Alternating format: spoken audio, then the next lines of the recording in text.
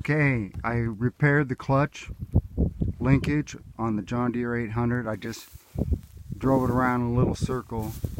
Dad was stalled out right over there, but the linkage quit on the clutch. The clutch is engaged by this going back and forth and squeezing on this belt right here. And what happened was these two pieces broke. So I think Dad made new ones, and then I put them on. I put new bolts in there, and there, and there, and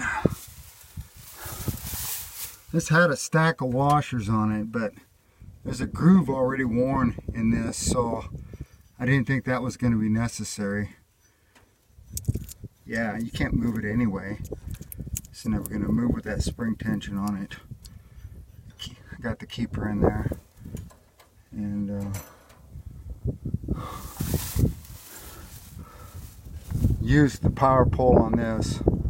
I just put a long bolt right down here, and then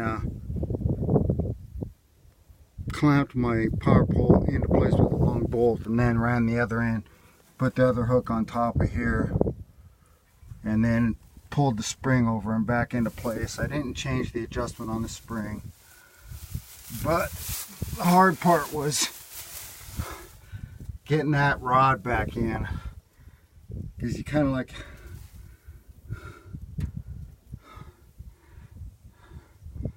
you have to bend it, and the way I ended up actually doing that was gently persuading it.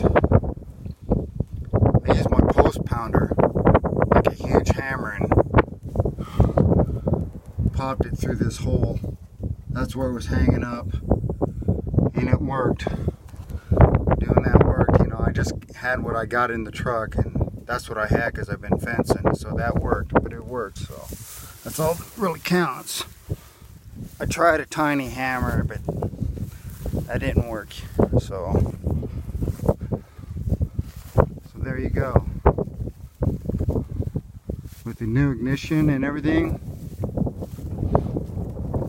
she fired right up for me, and I just gave it a little drive. Dad said he's going to come up this afternoon and do this field here.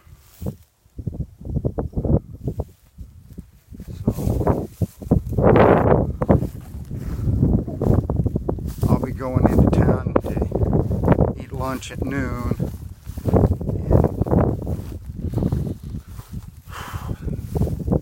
That'll be it for me today, because I gotta leave and go to work pretty soon. So this is John Riddy with Riddy Racing, signing off.